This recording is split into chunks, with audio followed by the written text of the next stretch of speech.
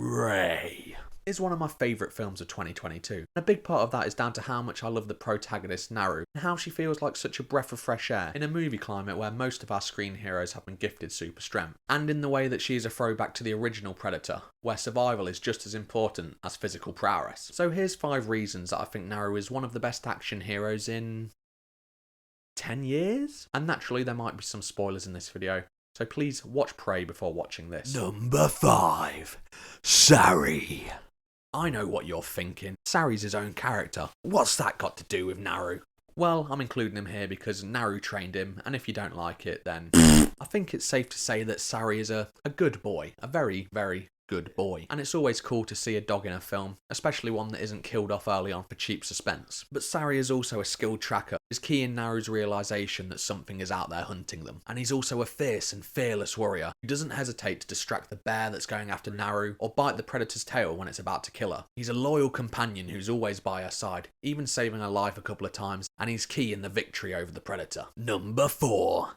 Naru knows when to run away. Naru takes one look at that ugly predator and says, "No." Whereas the rest of the tribe, they look at him, that big hulking pro wrestler brute, and they think, I could take him on. Well, pretty instantly, they learn the hard way that no, they can't take him on. And running away may not be something that you associate with the average hero, but it's actually this survival instinct, this biding of time and waiting for the appropriate time to strike, rather than running in head first and losing that head, that is key in Naru's victory. Number 3.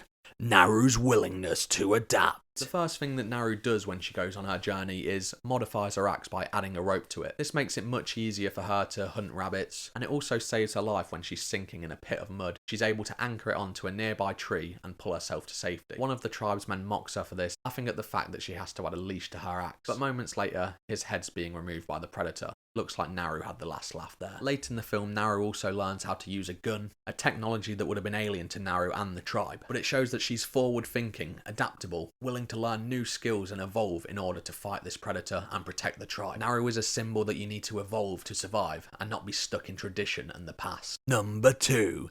Naru stays true to herself. So Naru doesn't spend 80 minutes of the film hiding from the predator, only to show up in the last minute ready to punch the predator in the face, zinging one-liners like, "Looks like the hunters become the hunted." No, instead Naru uses the skills that I've already mentioned, like retreating when she's in danger, observing the predator, looking for weaknesses, and waiting for the right time to strike. The fact that Naru doesn't have to become someone else, become more like a generic action hero to defeat the predator, and instead develops the skills that she pretty much already had at the start of the film. Firstly makes her victory over the predator feel genuinely plausible, but it also makes her progression feel realistic and natural, as if she's a real, well-fleshed out human being, and not just a character from a comic book who levels up at the last minute. Number 1.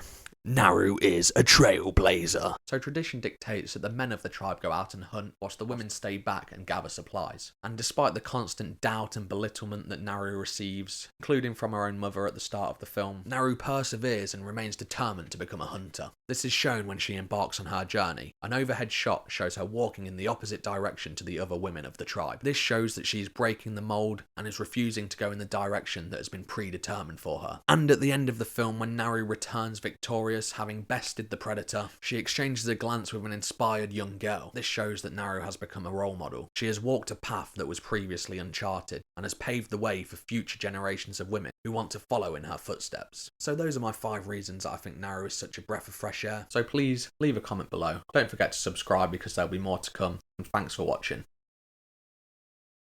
It was a one-eyed, one-horned, flying purple people eater. A one-eyed, one-horned, flying purple people eater. Go and see Nope.